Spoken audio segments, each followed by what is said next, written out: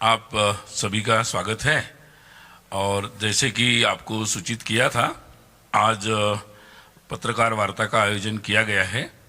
3 दिन की जो बैठक थी, पुणे के सभी लोगों के सहयोग से, व्यवस्था से अच्छे से संपन्न हो रही है।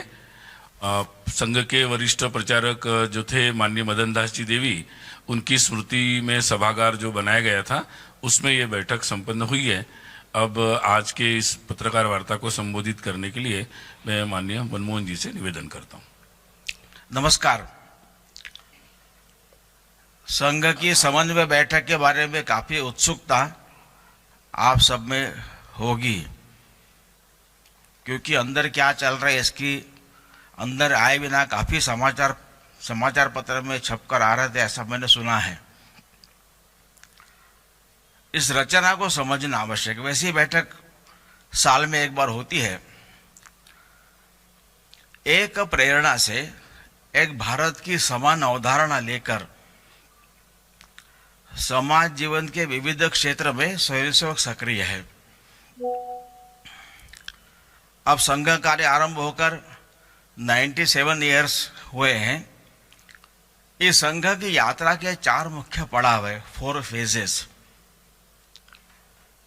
फर्स्ट फेज में हिंदू समाज संगठित हो सकता है, एक साथ एक दिशा में कदम से कदम मिलाकर चल सकता है, एक स्वर में एक मन से भारत की बात कह सकता है। समाज में इसका विश्वास खड़ा करना आवश्यक था। इसलिए पहले 25 वर्ष केवल संगठन व्यक्ति निर्माण, इसी पर संघ का पूर्ण बल था। स्वाधीनता के बाद सेकंड फेज का आरंभ हुआ। पहला काम तो चल ही रहा था, परंतु आरंभ से संपूर्ण समाज को संगठित करना, संपूर्ण समाज को राष्ट्रभाव से प्रेरित करना, यह कल्पना मन में थी। अब सारा समाज तो शाखा पर आने वाला नहीं है, तो समाज की रचना व्यामिश्र होगी। इसमें विद्यार्थी क्षेत्र है, यहाँ पर मजदूर है, यहाँ पर किसानों का क्षेत्र है, राजनीतिक क्षेत्र है, धार्मिक क्षेत्र है, शिक्षा का क्षेत्र है। ऐसे प्रत्येक क्षेत्र में इस राष्ट्रीय विचार को लेकर स्वयंसेवक गए। उन्होंने संगठन खड़े किए, जिसको आजकल विविध क्षेत्र कहते हैं। ये संघ कार्य का एक्सटेंशन का एक भाग था। First, you can call it first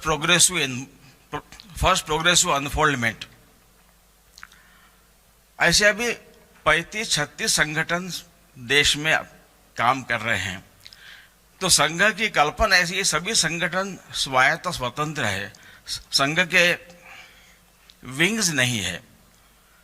इनकी निर्णय प्रक्रिया स्वतंत्र होती है, लेकिन समाज जीवन के विविध क्षेत्र में काम करते उनके अनेक अनुभव आते हैं, उनके अनेक ऑब्जर्वेशंस होते हैं। तो ऐसे अनुभवों को साझा करना, ऑब्जर्वेशंस को शेयर करना, इस हेतु से मुख्यतः यह समन्वय बैठक होती है। जब मैंने 4 फेज की बात की, संघ का कार्य विस्तार का यात्रा का 3rd फेज डॉक्टर हेडगेवार जन्म शताब्दी के पश्चात 1990 के बाद शुरू हुआ। इसका मुख्य स्वरूप था to outreach in the society, कि नैसर्गिक आपत्ति के समय स्वयंसेवक हमेशा आगे आकर काम तो करते ही थे, लेकिन समाज का जो पिछला, वंचित और अनेक अभाव में जीने वाला समाज का वर्ग है, वहां तक जाकर एक संवेदना के आधार पर अपनापन दिखाकर सेवा कार्य आरंभ करना, राष्ट्र की सर्वांगीण उन्नति करने का लक्ष्य संघ का है। केवल स्वयंसेवक नहीं करेंगे तो समाज के ऐसे अनेक लोग, अच्छे लोग, सोचने वाले लोग हैं, ऐसे लोगों को साथ लेकर करना है। तो उनका संपर्क विभाग शुरू हुआ। और तब तक भारत में जर्नलिज्म के साथ साथ मास का शब्द भी जुड़ गए थे। तो प्रसार माध्यमों के सभी साधनों को उपयोग करते हुए इस राष्ट्रीय विचार को समाज तक पहुंचाना, ऐसे सेवा प्रचार संपर्क विभाग ये 91 से 94 इस रेंज में आरंभ हुए। समाज जीवन के विविध क्षेत्र में, कुछ विशिष्ट क्षेत्र में समाज परिवर्तन के लिए स्वयंसेवकों ने कार्य आरंभ किए, जिनको आजकल गतिविधि कहते हैं। उसमें कुटुंब प्रबोधन है, सामाजिक समरसता है, ग्रामीण विकास है, गौ संवर्धन है, पर्यावरण रक्षण, ऐसे अनेक विषयों में स्वयंसेवकों ने काम शुरू किया। ये संघ का 3rd फेज का भाग था। और 2006 में पूजनीय श्री गुरु जी के जन्म शताब्दी के समय से जो 4th फेज का आरंभ हुआ, वो यानी प्रत्येक स्वयंसेवक ने राष्ट्र की सर्वांगीण उन्नति की दिशा में कुछ सक्रियता उसकी बढ़नी चाहिए। ऐसे 4 फेजेस का यह काम मुख्यतः संघ का चल रहा है। इसमें विविध क्षेत्रों की रचना ये संघ कार्य के प्रोग्रेसिव अनफोल्डमेंट का भाग मुख्यतः है। तो यहाँ पर कोई निर्णय तो यहाँ होंगे नहीं, ऐसा आपको जब पहले दिन कहा गया तो आपसे कहा गया है। यहाँ क्या हुआ, 2-3 विषयों की जानकारी दूंगा मैं। संघ की प्रेरणा से चलने वाले जितने 35-36 संगठन हैं, सभी संगठनों में महिलाओं का सहभाग बढ़े। इस हेतु से यहाँ पर जो महिलाएं काम करती है, कार्य करती है, तो ऐसी विविध क्षेत्रों में सक्रिय महिलाओं को एकत्र बुलाकर एक महिला समन्वय का काम यहाँ पर चला है। तो अपने अपने अनुभव साझा करना, महिलाओं का सहभाग अपने क्षेत्र में बढ़े, उसके लिए प्रयास करना, ये उद्देश्य है। तो इस महिला समन्वय में इस वर्ष ऐसा एक विचार किया, संघ के शताब्दी वर्ष जो नजदीक आ रहा उसके निमित्त महिलाओं के बीच व्यापक संपर्क बढ़े, महिला विषयक भारतीय चिंतन समाज तक पहुंचे और देश के विकास में महिलाओं की सहभागिता बढ़े। इस हेतु से विभाग स्तर पर महिला सम्मेलन करने की योजना बनी। इसमें करीब 11 श्रेणियों की महिलाओं का संपर्क करना, उसमें एनजीओ चलाने वाली सामाजिक धार्मिक संस्था के प्रमुख, शिक्षा प्रशासनिक सेवा में कार्यरत, मीडिया में सक्रिय ऐसी महिलाएं, जाति जनजाति के प्रमुख है, व्यावसायिक, डॉक्टर, वकील, साहित्यिक, वक्ता, लेखिका, ग्राम पंचायत आदि के प्रमुख। तो ऐसी विशिष्ट महिलाओं का संपर्क करते हुए ऐसे विभागशा महिला सम्मेलन अभी अगस्त से लेकर तो जनवरी तक होने वाले हैं। कुल 411 सम्मेलन सारे भारत में होने वाले, उसमें से 12 प्रांतों में 73 सम्मेलन हुए हैं और खूब अच्छा रिस्पॉन्स है। ये 73 सम्मेलनों में कुल 1,23,000 महिलाओं का सहभाग रहा है और बाकी भी अभी कुल 411 होने, तो बाकी भी सम्मेलन इसके आगे होंगे। जब ये संगठन समाज जीवन के विविध क्षेत्र में काम करते, विद्यार्थी क्षेत्र, मजदूर क्षेत्र, किसान क्षेत्र आदि, तो सीधे फ्रेश ऐसे लोग भी इन संगठनों में सक्रिय होते हैं। वो संघ के बारे में उनको जानकारी नहीं होती, वो संघ के स्वयंसेवक भी नहीं होते। तो ऐसे नए लोगों जो अपने अपने संगठन में सक्रिय भूमिका निभाते हैं, उनको संघ का जो वैचारिक अधिष्ठान है उसकी जानकारी प्राप्त हो, उनको अन्य संगठनों के बारे में जानकारी मिले। उन सभी संगठनों में काम करने वाले लोग हमारे सहयात्री हैं, इसलिए उनका आपस में समन्वय का मन बने। सब मिलकर हम एक दूसरे को पूरक बनना भी है, स्पर्धा नहीं है। और सब ने मिलकर अपने अपने क्षेत्र में, जो भी क्षेत्र हमने चुना है, एक भारत के एक चित्र में अपना अपना रंग भरती हुई एक समृद्ध भारत का चित्र हम सब खड़ा करेंगे। तो इस दृष्टि से अपने अपने क्षेत्र में क्या क्या काम चल रहा है, क्या अनुभव है, तो इसके बारे में काफी विस्तार से यहाँ पर मुख्यतः चर्चा हुई। और अपना अपना अभिनिवेश छोड़कर, संगठन संस्था का अभिनिवेश छोड़कर साथ में हम कैसे काम कर सकते हैं, इसका प्रशिक्षण। और संघ के संपर्क में नए लोग जो आए हैं उनको संघ का सही जानकारी मिले, इसलिए उनके लिए संघ परिचय वर्ग भी हो। मुख्यतः ऐसे विषयों की चर्चा यहाँ पर हुई। प्रत्येक संगठन के इश्यूज है, सारे समाज को लेकर हम जब आगे बढ़ते हैं तो अपने संगठन से नहीं जुड़े, लेकिन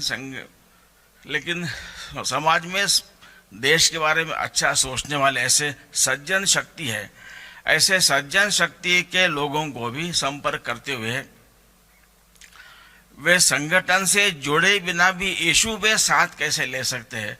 स्वदेशी का विषय है, संस्कृत का विषय है, पर्यावरण का विषय है, महिलाओं का विषय है, ऐसे विषयों में ग्राम विकास का विषय है, तो ऐसे विषयों में साथ लेने के लिए थोड़ा आउटरीच करना, तो इसके लिए अपनी जो योग्य मानसिकता तैयार होनी चाहिए, इसके बारे में अपने अपने संगठन में कैसे प्रयास चल रहे हैं, मुख्यतः इसके बारे में यहाँ पर चर्चा अधिक विस्तार से हुई। संघ कार्य तो लगातार बढ़ रहा है, संघ कार्य में समाज का सहभाग बढ़ रहा है, इसलिए मुख्यतः 2019 के बाद 2020 मार्च के बाद यहाँ पर कोरोना कारण लॉकडाउन लगा, सारी शाखाएं बंद हो गई थी, संघ कार्य करीब करीब ठप हो गया था। लेकिन 3 वर्षों में, यह बहुत आनंद की बात है, हम 2020 की संघ शाखा स्थिति को पार करते हुए संघ कार्य आगे बढ़ा है, तो उसकी जानकारी मैं कुछ दूंगा। जैसे 2020 में 38,913 इतने स्थानों पर संघ शाखाएं थी। 2023 में 42,613 ऐसे स्थानों पर संघ शाखा हुई है, मतलब संघ के स्थानों की वृद्धि 3,700 हुई है, जो 9.5% वृद्धि है। जो रोज चलने वाली शाखा है 2020 में 62,491 थी, 23 में 68,651, यानी 6,160 शाखाएं बढ़ी है, ये भी करीब 10% वृद्धि है। जहाँ दैनिक शाखा नहीं, वहाँ पर साप्ताहिक मिलन, लोग सप्ताह में एक बार एकत्र आते हैं, ऐसे साप्ताहिक मिलन 20,300 थे। अभी 2023 में 26,877, यानी 6,543 साप्ताहिक मिलन की वृद्धि हुई है, ये करीब 32% वृद्धि है। और महीने में एक बार एकत्र आना को सामाजिक विषयों पर वहाँ पर चर्चा करने, जिनको संघ मंडली कहते हैं, ऐसे करीब 8,732 पहले थे 2020 में, जो भी 10,412 ऐसी हुई है, यानी करीब 19% वृद्धि इसमें हुई है। कुल शाखाएं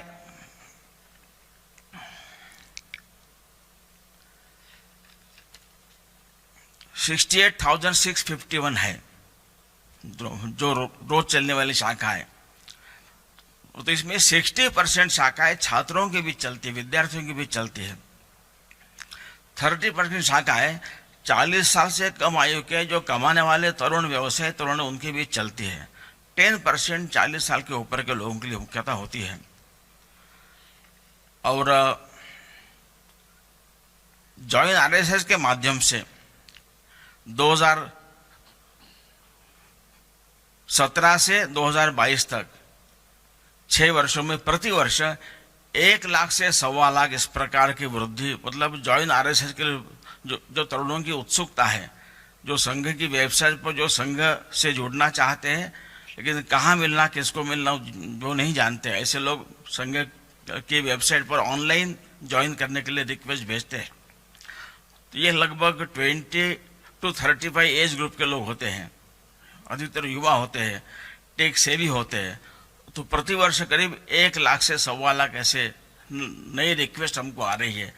ये संघ का जो बढ़ती हुई स्वीकृति है, समाज का जो सहभाग बढ़ रहा है, उसका लक्षण है। तो मैंने प्राथमिक जानकारी दी है। कुछ आपको अगर और कुछ प्रश्न पूछना है आप पूछ सकते हैं। सिर्फ एक सूचना, प्रश्न पूछते समय आप जिस माध्यम मीडिया हाउस को रिप्रेजेंट करते हैं उसका नाम और आपका नाम बताएं और फिर आपका सवाल पूछें। धन्यवाद। आपके पास ये आएगा, कॉर्डलेस माइक आएगा। एक मुझे ये क्वेश्चन पूछना है। नहीं चलो राष्ट्र के संरक्षण के बारे में आपने कुछ भी रिएक्शन या कुछ भी आपकी प्रतिक्रिया बताई नहीं है। मेरा क्वेश्चन यह है कि अप्रैल 23 में शिया और सुन्नी मुस्लिम कंट्रीज इकट्ठा आए हैं और उसको मंगोलियन वंश चीन ने इनको इकट्ठा किया है। ये जो आक्रमण की संभावना आइदर बाय इलेक्शन और आइदर बाय आर्मी और आइदर बाय संस्कृति, सांस्कृतिक, इसके बारे में संघ ने कुछ सोचा है क्या, और सोचा है तो क्या सोचा है? किसके बारे में पूछा आपने, जरा दोबारा कहिए। गोमंतक। मैंने पूछा, शिया और सुन्नी अप्रैल 23 में ईरान और सऊदी अरेबिया इकट्ठा हुए, जहां 60 मुस्लिम कंट्रीज इकट्ठा हुए, उसको इकट्ठा किया मंगोलियन मोर्च ने, बोलने से चीन लोगों ने। इनसे जो हमें हमेशा आक्रमण की डर रहता है, या उनका जो भी कुछ उनका अगेंस्ट इंडिया, अगेंस्ट भारत जो चलता है, उसके लिए संघ ने क्या सोचा है? संघ तो समाज में अपनी सांस्कृतिक पहचान लेकर जागृति करता है, यही काम करेगा। ऐसे भारत में डिविजिव फोर्सेस, इस प्रकार का काम करने वाली शक्तियां पहले भी सक्रिय थी, लेकिन धीरे धीरे हम देखेंगे कि ये शक्तियां धीरे धीरे परास्त हो रही है, और भारत की जो राष्ट्रीय शक्ति वो धीरे धीरे आगे बढ़ रही है। तो उनको अपने काम करने देंगे, लेकिन हम हमारा काम बढ़ाते रहेंगे, तो उसका उत्तर समाज स्वयं ही तैयार करेगा।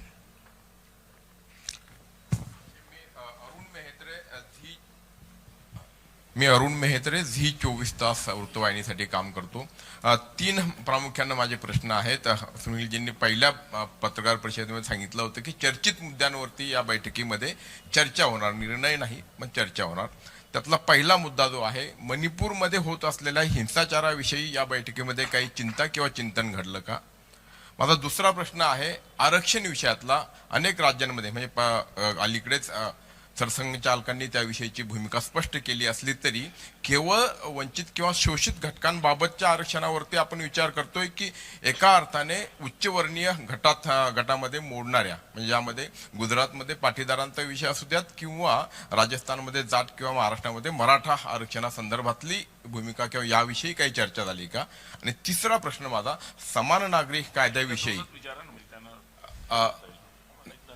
चालेल, हरकत नाही, मी तर या 2 विषयावरती सुरुवातीला आपण आरक्षण आणि मणिपूर। तर शेड्यूल कास्ट शेड्यूल ट्राईब करता ज्या समाजाला आपल्या समाजाने दुर्दैवाने शेड्यूल कास्ट शेड्यूल ट्राइब हमारे समाज के वर्ग को, हमारे बंधुओं के, हमारे समाज ने दुर्दैव से काफ़ी सालों तक वंचित रखा है, सम्मान से, सुविधाओं से, शिक्षा से। उनको साथ लेने के लिए जो संविधान सम्मत आरक्षण है तो वह उनको मिलना चाहिए, और ये सामाजिक विषमता की स्थिति को जल्दी दूर करना चाहिए, ये संघ का हमेशा मत रहा है। बाकी सारे आरक्षण मांग पॉलिटिकल होती है, तो उसके बारे में यहाँ पर कोई चर्चा नहीं हुई है। बाकी मणिपुर के बारे में स्थिति चिंताजनक है, वहाँ के कार्यकर्ताओं ने उसके बारे में जानकारी दी है, लेकिन इसमें मुख्यतः सरकार को मुख्यतः निर्णय करने हैं। वहाँ पर जो मैती कुकी दोनों समाज में जो एक संघर्ष है, तो दोनों के लिए अपने जो संघ स्वयंसेवक है उनके दोनों के साथ संपर्क है, दोनों विस्थापित समाज के लिए वहाँ पर सेवा काम चल रहे हैं। नमस्कार, मी एक मिनट, बाकी लोगों को पूछने दीजिए थोड़ा।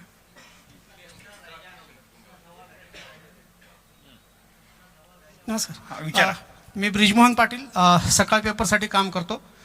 माझा प्रश्न असा आहे की ह्या बैठकीमध्ये शेती हा एक तुम्ही महत्त्वाचा मुद्दा घेतलेला होता, त्यासोबत आर्थिक विषय हा मुद्दा महत्त्वाचा होता, आणि त्यासोबत गेल्या वर्षभरापासून हा मुद्दा चर्चेत आहे, आणि संघ गेल्या अनेक वर्षापासून त्यावर काम करतं, अनेकांनी बलिदान दिलेलं आहे। तर त्या राम मंदिराच्या मुद्द्यावर ह्या बैठकीत काही चर्चा झालेली आहे का? शेतीविषयी बोललो नाही, ते प्रत्येक संघटना आहेत ना, तो भारतीय किसान संघ है, तो अपने अपने फोरम पर सारा काम करेंगे। भारतीय किसान संघातर्फे या बैठकीमध्ये काही यहाँ पर नहीं। त्याच्यासोबत आर्थिक विषयावर काय चर्चा झाली, ज्याच्यामध्ये तुम्ही स्वदेशी आणि आर्थिक नीती हा विषय घेतलेला होता, आणि विश्व हिंदू परिषद व अन्य संघटनांच्या वतीने राम मंदिराचा मुद्दा किंवा त्याचं काय 2024 मध्ये उद्घाटन करण्याचा मुद्दा आहे, ती चर्चा गेल्या अनेक दिवसापासून सुरू आहे, त्या संदर्भात काही चर्चा झालेली आहे का? राम मंदिर निर्माण तो हो गया है, प्राण प्रतिष्ठा के बारे में उनकी क्या तैयारी चल रही है उसके में जानकारी दी गई उन्होंने, इतना बताया है कि जनवरी में मकर संक्रांति के बाद कोई तिथि तय होगी तब वहां पर प्राण प्रतिष्ठा होगी। सर आर्थिक नीतीवर काही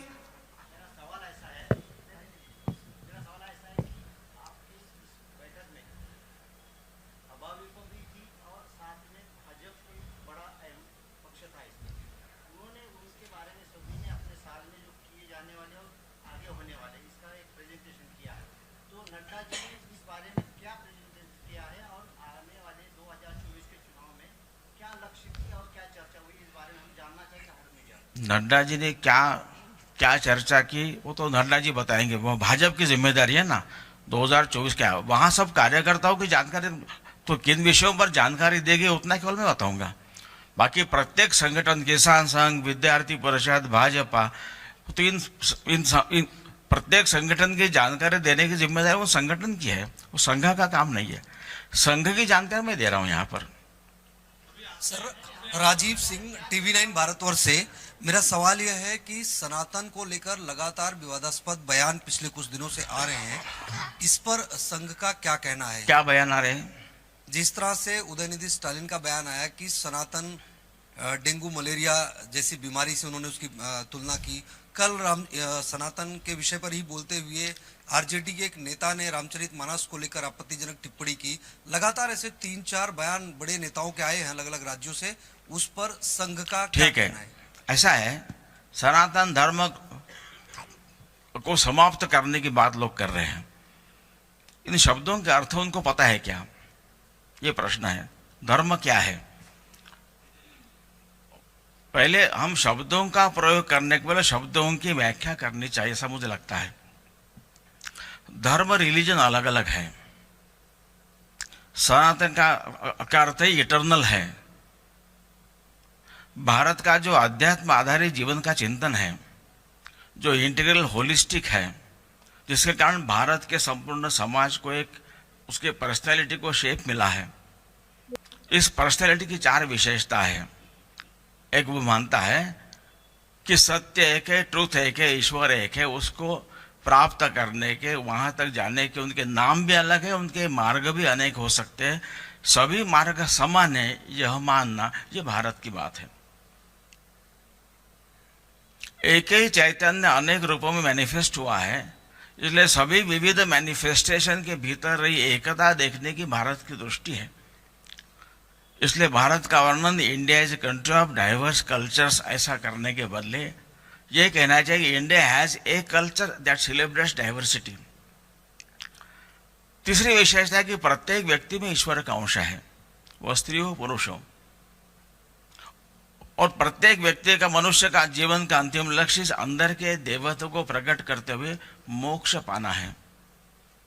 मोक्ष तरफ जाने के जो मार्ग है, प्रत्येक व्यक्ति का मार्ग अलग अलग स्वतंत्र हो सकता है, दैट इज पर्सनल रिलीजन।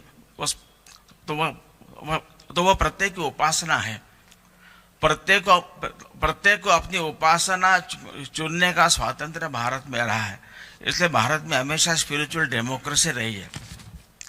तो भारत में रहने वाला सारा समाज इस भारत की पहचान के साथ अपने आप को जोड़ता है। ये भारत की पहचान है, और इसलिए इस भारत की पहचान इटर्नल है, क्योंकि अध्यात्म आधारित है। और भारत का समाज ये कभी राज्य आधारित नहीं रहा है, समाज आधारित रहा है। इसलिए अनेक प्रकार के आक्रमण होने के बाद भी, राजा पराजित होने के बाद भी,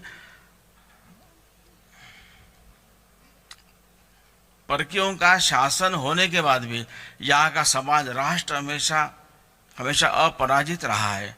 और इसलिए इस अध्यात्म आधारित भारत के होलिस्टिक इंटीग्रल चिंतन को धारण करके जीने वाला समाज यहाँ हमेशा रहा है। इसलिए सनातन वास्तव में समाज का इस चिंतन का, जिसका नाम हिंदुत्व है, हिंदुत्व का विशेषण एडजेक्टिव है, इसका नाम हिंदुत्व है। और इस समाज में अब 20,000 से अनेक वर्षों से समाज चल रहा है, तो समय के चलते कुछ वैचारिक ग्लानि आकर आचरण में शिथिलता आती है। कुछ बातें जो गलत अपने समाज में आ जाती है, उसको ठीक करना चाहिए, तो संघ उसी के लिए काम कर रहा है। और भारत और अपने अपने भारत के इतिहास में समय समय पर सभी जाति वर्गों में आध्यात्मिक संत निर्माण हुए, जिन्होंने समाज के इस कुरीतियों को ठीक करते हुए समाज को फिर से आध्यात्मिक मार्ग पर लाने का प्रयास किया है। इसलिए बाकी इन सब के जो स्लोगन सब राजकीय होते हैं, पॉलिटिकल होते हैं, तो सनातन धर्म यानी क्या है? तो धर्म शब्द जिस अर्थ में है अपने भारत में, तो लोकसभा में लिखा है धर्म चक्र प्रवर्तनाय, वहां धर्म है, that is not religion. Rajya Sabha में लिखा है सत्यम वद धर्मम चर, वहां भी धर्म है। सुप्रीम कोर्ट का मोटो है यतो धर्मस ततो जयः। भारत के राष्ट्र ध्वज पर चक्र है, धर्म चक्र है। इतने स्थानों पर धर्म है, तो धर्म का अर्थ रिलीजन नहीं है। अब ये जो लोग कहने वाले, उनसे पहले उनके शब्दों के अर्थ है, वो क्या अर्थ उनके मन में है, ये पहले उनसे पूछना चाहिए। क्योंकि समाज में जो कुरीतियां चल रही है उनके दूर करने के लिए संघ जो काम कर ही रहा है। अब द्रविड़ कड़घम नाम का जो सामाजिक संगठन तमिलनाडु में आरंभ हुआ, तो तमिलनाडु के अर्काड जिले में एक छोटे गांव में संघ शाखा शुरू हुई थी। वहां के शाखा के वार्षिक उत्सव में वहां के लोकल द्रविड़ कड़घम के नेता को प्रमुख चीफ गेस्ट के नाते बुलाया था, आए भी थे, और उन्होंने सबके लिए स्वीट्स लाए थे। स्वयं के भाषण में उन्होंने कहा कि कुछ महीने पहले जब मुझे पता चला यहाँ पर संघ शाखा शुरू हुई है, मैं मेरे लोगों को लेकर शाखा का विरोध करने के लिए आया था। जब यहाँ का मैंने देखा कि समाज का उच्च वर्णीय जो बच्चे हैं और निम्न वर्गीय बच्चे हैं सब साथ खेल रहे हैं, गीत गा रहे, आनंद कर रहे हैं, तो मुझे बहुत आश्चर्य हुआ। उन्होंने कहा कि हमारे पेरियार का ये स्वप्न था, ये स्वप्न हम साकार नहीं कर सके, लेकिन आप कर सके, इसलिए मैं आपका अभिनंदन करने आया हूँ, आपके लिए मैं स्वीट्स लाया हूँ। तो समाज में जो कुरीतियां उनको दूर करने के लिए सबने प्रयत्न करना चाहिए। लेकिन भारत का धर्म है, भारत का प्राण है, जो धर्म रिलीजन नहीं है, ये सनातनी है। और इसलिए ऐसे इस धर्म को नष्ट करने के लिए अनेक लोग बीच बीच में खड़े हुए हैं, लेकिन काफी लंबे समय तो उनका काम नहीं चला। और भगवान कृष्ण ने कहा है कि जब जब ऐसी धर्म को ग्लानि आएगी, अधर्म का उत्थान होगा, तब मैं फिर से आकर धर्म स्थापना फिर से करूंगा। तो धर्म की बार बार स्थापना करने की आवश्यकता है, यह संघ की भूमिका मुख्यतः है। सर, तो आपको क्या लगता है कि ये सारी जो है चुनावी राजनीति केवल शुद्ध राजनीति है? मी अंजली खमितकर प्रवासी बातमीदार आहे। राष्ट्रीय पातळीवर आता भारत हा मुद्दा खूप मोठ्या प्रमाणावर येतोय, जे इंडिया बाजूला करून भारत हा तो मुद्दा आहे, तर तो आपल्या अजेंड्यावर आता होता का आणि तो आता पुढे आधीपासूनच आहे खरं तर। भारत भारत होना चाहिए, और भारत के सिवा किसी देश के दो नाम नहीं है, ठीक है? तो भारत नाम को एक सिविलाइजेशनल वैल्यू है, और इसलिए भारत कहते एक प्राचीन एक सभ्यता से, चिंतन से अपना संबंध जुड़ता है। इसलिए भारत का भारत होना केवल नाम नहीं, भारत के सामाजिक राष्ट्रीय जीवन में यह भारत का भारतत्व ये मैनिफेस्ट होना चाहिए। इस तरह हम लोग काम कर रहे हैं।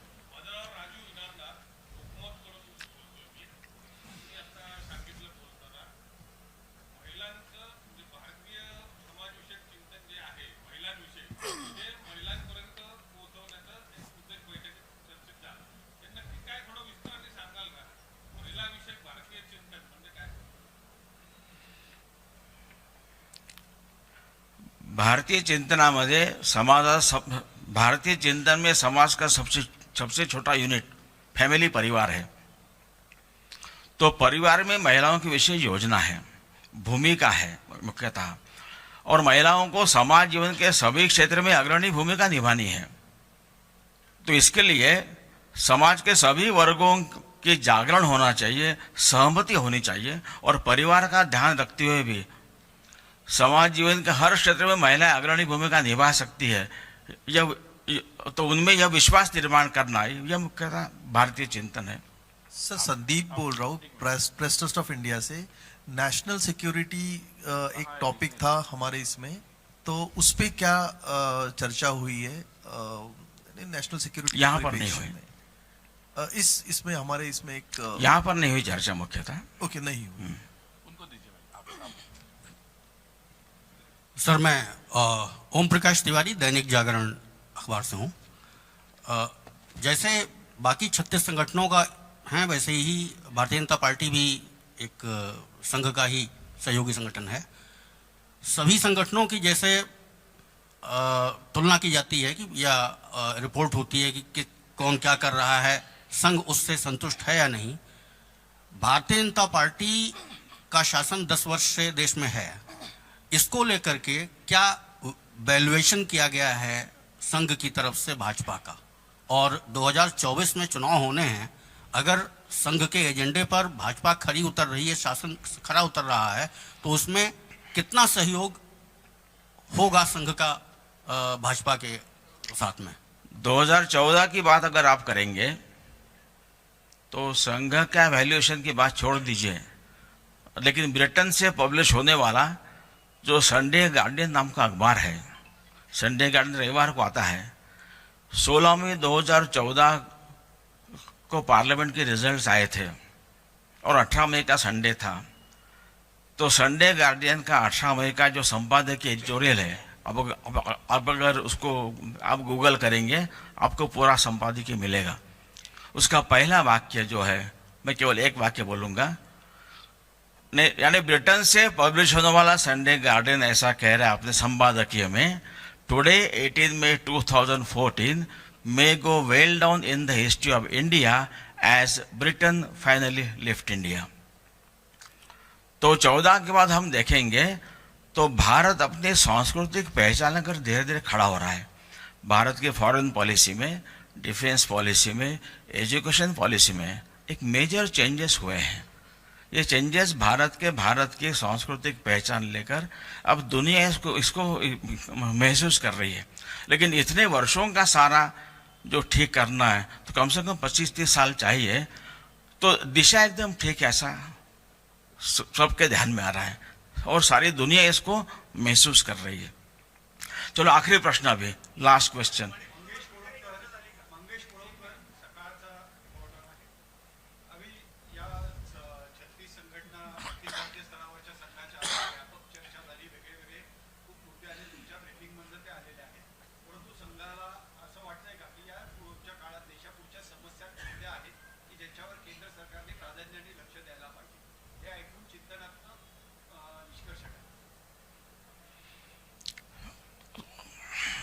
तो इसकी चर्चा एक तो यहाँ पर नहीं हुई। सरकार को क्या बताना, वो सरकार को बताने का फोरम अलग है, यहाँ से बताने की जरूरत नहीं है। ठीक है, चलिए लास्ट क्वेश्चन। जानकारी दी गई वहां पर। हाँ,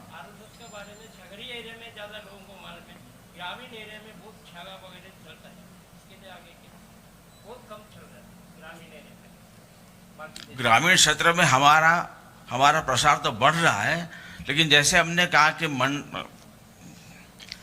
स्प्रेड आपको बताता हूं मैं कैसा स्प्रेड है संघ का। तो सारे देश में कुल 911 जिले हैं।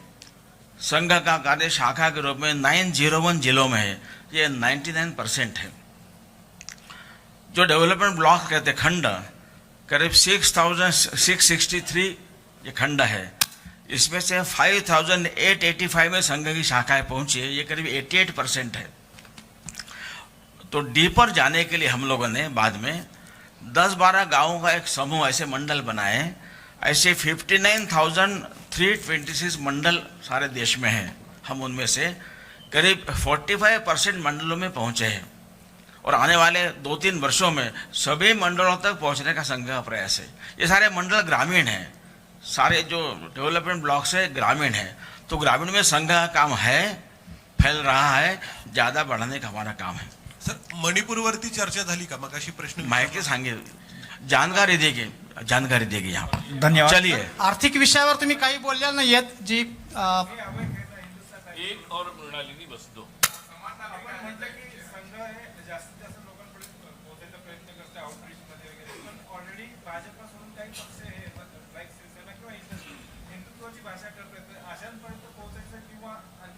संघ का प्रयास चलता है, संघ सबको मिलता है. चलिए. मृणालिनी सकाल न्यूज नेटवर्क से स्वतंत्रता के अमृत काल में महिलाओं की स्थिति क्या है ऐसा संघटना मानता है और दूसरी सीट से इस स्थिति में परिवर्तन आ सकता है ऐसा संघटना लगता है. तो महिलाओं की समाज में सक्रियता बढ़ रही है, सभी क्षेत्र में बढ़ रही है और यह सराहनीय है. और कॉमन सिविल कोड की बात आती है तो कॉमन सिविल कोड के कारण चार पांच 6 मुद्दों पर केवल वहां पर यूनिफॉर्म रहेगी. उसको लेकर एक बार सबके सहमति बनने वाला होगा तो समाज आगे बढ़ने के लिए और तैयार होगा. चलिए, आप सबका धन्यवाद.